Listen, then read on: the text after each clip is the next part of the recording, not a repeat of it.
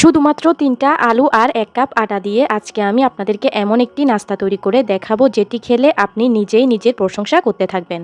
Hello everyone, আসসালামু আলাইকুম। ঘরে শুধুমাত্র ৩টা আলু আর ১ কাপ আটা থাকলেই এরকম মজার একটি নাস্তা বানানো যায়।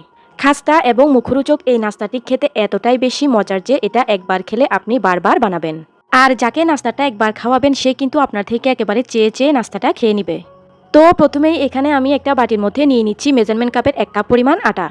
আটার সঙ্গে এবারে দিয়ে দিচ্ছি হাফ চা চামচ পরিমাণ লবণ। এবারে অল্প অল্প করে হাফ কাপ পরিমাণ নর্মাল পানি দিয়ে আটার ডোটাকে বানিয়ে নিচ্ছি। এই ডোটাকে এমনভাবে বানাতে হবে যেন এই ডোটা বেশি নরমও না হয়ে যায় আবার বেশি শক্তও না হয়ে যায়, অর্থাৎ নর্মাল একটা ডো তৈরি করে নিতে হবে। আমরা যেভাবে রুটি বা পরোটার জন্য খামির বানাই এই খামিরটাকেও ঠিক সেভাবেই তৈরি করে নিতে হবে। খেয়াল রাখতে হবে খামিরটা যেন কোনোভাবেই নরম না হয়ে যায়। তো আমি কিন্তু এখানে অল্প অল্প করে পানি দিয়ে এরকম একটা সফট ডো তৈরি করে নিয়েছি। এবারে এই ডোটাকে আমি একটা সাইডে রেস্টে রেখে দিব 10 মিনিটের জন্য। এই 10 মিনিটেই আমি বাকি কাজটা করে নিচ্ছি। এখানে আমি 3টা সিদ্ধ করা আলু নিয়ে নিয়েছি। এবারে এই সিদ্ধ আলুগুলোকে আমি একটা কাঁটা চামচের সাহায্যে খুব ভালো করে ম্যাশ করে নিব। তো এখানে আমি আলুগুলোকে কাঁটা চামচের সাহায্যে খুব ভালো করে ম্যাশ করে নিয়েছি। এবারে এই ম্যাশ করে নিয়ে আলুর মধ্যে আমি দিয়ে দিচ্ছি মেজারমেন্ট কাপের হাফ কাপ পরিমাণ পেঁয়াজ কুচি, দিচ্ছি 2টি কাঁচামরিচ কুচি, দিচ্ছি হাফ চা চামচ পরিমাণ লবণ, দিয়ে দিচ্ছি হাফ টেবিল চামচ পরিমাণ চিলি ফ্লেক্স, আর দিয়ে দিচ্ছি হাফ টেবিল চামচ পরিমাণ চাট মশলা। আপনারা এখানে চাট মশলার পরিবর্তে ভাজা জিরার গুঁড়া কিংবা ভাজা ধনিয়ার গুঁড়াও দিয়ে দিতে পারবেন। এবারে আমি হাতের সাহায্যে সবকিছুকে খুব ভালো করে মাখিয়ে ভর্তাটা তৈরি করে নিব। তো আমি আলুর সঙ্গে সবকিছুকে খুব ভালো করে মিশিয়ে নিয়েছি। এবারে এগুলোকে একটা সাইডে রেখে আমি খামিরটার থেকে রুটি তৈরি করে নিব। এদিকে 10 মিনিট রেস্টে রাখার কারণে কিন্তু আমার খামিরটা এ পর্যায়ে অনেকটাই সফট হয়ে গিয়েছে। এবারে এই খামিরটাকে আমি 4টি ভাগে ভাগ করে নিচ্ছি। এবারে এখান থেকে একটি লেচি নিয়ে আমি পিঁড়িতে কিছুটা আটা ছিটিয়ে দিয়ে এরপর আমি একেবারে পাতলা একটা রুটি তৈরি করে নিব। 1 কাপ আটা থেকে আমি কিন্তু 4টি লেচি কেটে নিয়েছি, তাই রুটিগুলো কেমন হবে আপনারা দেখে নিশ্চয়ই বুঝতেই পারছেন। অর্থাৎ রুটিগুলোর সাইজ কিন্তু তেমন বেশি বড়ও হবে না আবার তেমন বেশি ছোটও হবে না। আর এই রুটিগুলোকে কিন্তু পাতলা করেই বেলে নিতে হবে। তো দেখতেই পাচ্ছেন এখানে কিন্তু আমি একটা রুটিকে এরকম পাতলা করে বেলে নিয়েছি। একইভাবে এখানে আমি 4টি রুটিকে এরকম পাতলা করে বেলে নিয়েছি। এবারে এখানে আমি একটি রুটি নিয়ে নিয়েছি। রুটির মাঝখানে এবারে আমি দিয়ে দিচ্ছি টমেটো সস। টমেটো সসটাকে আমি রুটির মধ্যে ভালোভাবে লাগিয়ে নিব। আর রুটির চারপাশের কিছুটা জায়গা এরকম একটু খালি রাখতে হবে। এবারে আগে থেকে বানিয়ে রাখা আলুর পুর থেকে কিছুটা পুর এরকম রুটির উপরে আমি দিয়ে দিলাম। এবারে পুরটাকে আমি রুটির চারপাশে এরকম ছড়িয়ে দিব।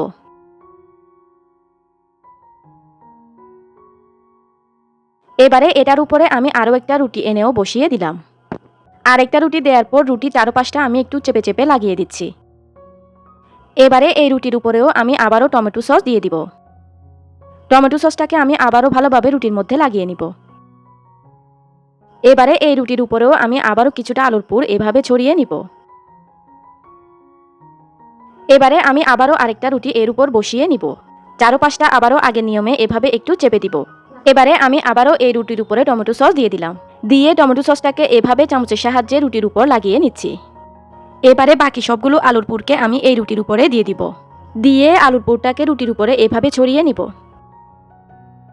এবারে সবার শেষে রুটিটাকে আমি এই রুটির উপরে এভাবে বসিয়ে দিলাম। এবারে চারপাশটাকে এভাবে চেপে চেপে ভালো করে একটু লাগিয়ে নিচ্ছি। আর রুটির উপরেও আমি এরকম হালকা করে একটু চেপে নিচ্ছি। তো এখন কিন্তু আমার নাস্তাটা বানানো হয়ে গিয়েছে। এবারে এখানে আমি একটা রাইস কুকারের স্টিমার নিয়ে নিয়েছি।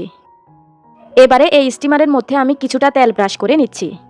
তেল ব্রাশ করে নেওয়ার পর এবারে আমি বানিয়ে নেওয়া নাস্তাটাকে এই স্টিমারের উপর বসিয়ে দিলাম। আপনারা কিন্তু যে কোনো ঝাঁঝরি স্টিমারে এটা করে নিতে পারবেন। তারপর এখানে আমি চুলায় রাইস কুকারের পাত্রের মধ্যে পানি ফুটতে বসিয়ে দিয়েছিলাম। পানিটা যখন ভালোভাবে ফুটে উঠেছে তখন আমি রাইস কুকারের স্টিমারটাকে এই পাত্রের উপর বসিয়ে নিচ্ছি। এবারে আমি ঢাকনা দিয়ে ঢেকে এই নাস্তাটাকে ঘড়ি ধরে 10 মিনিট সিদ্ধ করে নিব। তো 10 মিনিট পর আমি ঢাকনাটা খুলে নিলাম। দেখতেই পাচ্ছেন রুটির কালারটা কিন্তু একদমই চেঞ্জ হয়ে গিয়েছে আর এটা কিন্তু সিদ্ধ হয়ে গিয়েছে। এবারে আমি এই স্টিমারটাকে চুলা থেকে নামিয়ে ফ্যানের বাতাসে রেখে এই নাস্তাটাকে খুব ভালো করে ঠান্ডা করে নিব। তো নাস্তাটা ঠান্ডা হতে হতে এর ফাঁকে আমি এখানে আরও একটি বাটির মধ্যে নিয়ে নিচ্ছি মেজারমেন্ট কাপের হাফ কাপ পরিমাণ আটা। এবারে এই আটার সঙ্গে দিয়ে দিচ্ছি সামান্য পরিমাণে লবণ। এবারে আমি হাফ কাপ আটার জন্য 1 কাপ পরিমাণ নর্মাল পানিকে অল্প অল্প করে মিশিয়ে নিয়ে একটা ব্যাটার তৈরি করে নিব। এই ব্যাটারটাকে কিন্তু পাতলা করেই তৈরি করে নিতে হবে। সেজন্য এখানে হাফ কাপ আটার জন্য 1 কাপ পরিমাণ পানি দিয়ে ব্যাটারটাকে তৈরি করে নিতে হবে। তো এখানে আমি 1 কাপ পরিমাণ পানিকে অল্প অল্প করে মিশিয়ে এরকম পাতলা একটা ব্যাটার তৈরি করে নিয়েছি। এদিকে আমার নাস্তাটাও কিন্তু এখন ভালোভাবে ঠান্ডা হয়ে গিয়েছে। এবারে এই নাস্তাটাকে আমি ছুরির সাহায্যে স্লাইস করে কেটে নিব। আর অবশ্যই কিন্তু নাস্তাটা ভালোভাবে ঠান্ডা হয়ে যাওয়ার পর তারপর কেটে নেবেন। এতে করে নাস্তাটা খুব সুন্দর করে কেটে নেওয়া যাবে। তাহলে দেখা যাবে যে নাস্তার লেয়ারগুলো খুব সুন্দর করে সেট হয়ে গিয়েছে। কেটে নেওয়ার পর দেখতেই পাচ্ছেন নাস্তাগুলোকে কিন্তু এখনই দেখে অনেকটাই লোভনীয় লাগছে। এই নাস্তাগুলো খেতে ঠিক কতটা পরিমাণ লোভনীয় স্বাদের আর কতটা পরিমাণ ফ্লেভারফুল হয়ে থাকে আপনারা এই নাস্তাগুলোকে একবার না বানালে বিশ্বাসই করতে পারবেন না। তো আমি সবগুলো নাস্তাকে কেটে নেওয়ার পর এরকম একটা প্লেটের মধ্যে নিয়ে নিয়েছি। আপনারা চাইলে এই নাস্তাগুলোকে এই অবস্থায় ফ্রোজেন করে ডিপ ফ্রিজে রেখে দিতে পারবেন।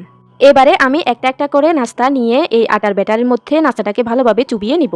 ঠিক এভাবে করে আটার ব্যাটারের মধ্যে নাস্তাটাকে ভালোভাবে চুবিয়ে নিতে হবে। এরপর একটা কাঁটা চামচের সাহায্যে নাস্তাটাকে আটার ব্যাটার থেকে তুলে নিয়ে এরপর নাস্তাটাকে গরম তেলে ভেজে নিতে হবে। এখানে আমি চুলায় একটা প্যান বসিয়ে দিয়ে এই প্যানের মধ্যে কিছুটা পরিমাণ তেল গরম করে নিয়েছি। এই নাস্তাটা ভেজে নিতে কিন্তু বেশি তেলের প্রয়োজন হয় না, অল্প তেলেই এই নাস্তাগুলোকে ভেজে নেওয়া যায়। এবারে একটি একটি করে নাস্তা আমি আটার ব্যাটারের মধ্যে চুবিয়ে নিয়ে এই গরম তেলের মধ্যে দিয়ে দিব। আর এই নাস্তাগুলোকে কিন্তু অবশ্যই মিডিয়াম আঁচে ভাজতে হবে। অনেক বেশি হাই হিটে কিন্তু নাস্তাগুলোকে ভেজে নিলে নাস্তাগুলো খুব তাড়াতাড়ি পুড়ে যাবে। যখন নাস্তাগুলোর একটা পাশ ভাজা হয়ে যাবে তখন নাস্তাগুলোকে এরকম উল্টিয়ে দিতে হবে। তো এখন কিন্তু আমার নাস্তাগুলোর দুনো পাশ এরকম লালচে কালার করে ভেজে নেওয়া হয়ে গিয়েছে। আর নাস্তাগুলোকে কিন্তু অবশ্যই মিডিয়াম আঁচে ভেজে নিতে হবে। তাহলেই কিন্তু নাস্তাগুলোর মধ্যে খুব সুন্দর একটা ক্রিস্পি ভাব বজায় থাকবে। আমার নাস্তাগুলো ভালোভাবে ভেজে নেওয়া হয়ে গিয়েছে। এবার আমি নাস্তাগুলোকে তেল ছেঁকে তুলে নিচ্ছি। একইভাবে আমি বানিয়ে রাখা সবগুলো নাস্তাকে এরকম আটার ব্যাটারের মধ্যে চুবিয়ে নিয়ে তারপর এরকম লালচে কালার করে ভেজে নিব। দেখতেই পাচ্ছেন এখন কিন্তু আমি সবগুলো নাস্তাকে একইভাবে ভেজে নিয়ে এরকম একটা প্লেটে উঠিয়ে নিয়েছি। আপনারা নাস্তাগুলোকে দেখে নিশ্চয়ই বুঝতে পারছেন যে নাস্তাগুলো দেখে কতটা লোভনীয় লাগছে। এই নাস্তাটাকে বানানোর পর আমি নিজেই অবাক হয়েছি যে শুধুমাত্র আলু আর আটা দিয়ে যে এত মজার একটা নাস্তা বানানো যায়। এই নাস্তাটা যে একবার বানাবে সে কিন্তু বারবার বানিয়ে খাবে। নাস্তাটাকে সস দিয়ে খেতেও বেশ ভালো লাগে, আবার কিন্তু এমনি এমনিও নাস্তাটাকে খেতে বেশ ভালো লাগে। ঘরে শুধুমাত্র আলু আর আটা থাকলে আপনারা ঝটপট এই নাস্তাটিকে বানিয়ে নিতে পারবেন। তো ভিউয়ার্স, কেমন লাগলো আপনাদের কাছে আমার আজকের এই সহজ এবং ঝটপট তৈরি আলু আর আটার তৈরি বিকালের নাস্তার রেসিপি? আমাকে কিন্তু অবশ্যই কমেন্ট করে জানিয়ে দিবেন। বরাবরের মতোই আশা করছি আমার আজকের রেসিপিটা আপনাদের সবার কাছে বেশ ভালো লেগেছে। ভালো লেগে থাকলে কিন্তু ভিডিওতে অবশ্যই একটা লাইক দিয়ে দিবেন। এতক্ষণ সঙ্গে থাকার জন্য সবাইকে অসংখ্য ধন্যবাদ জানিয়ে আমি তাহলে আজকের মতো এখানেই বিদায় নিয়ে নিচ্ছি। আল্লাহ হাফেজ।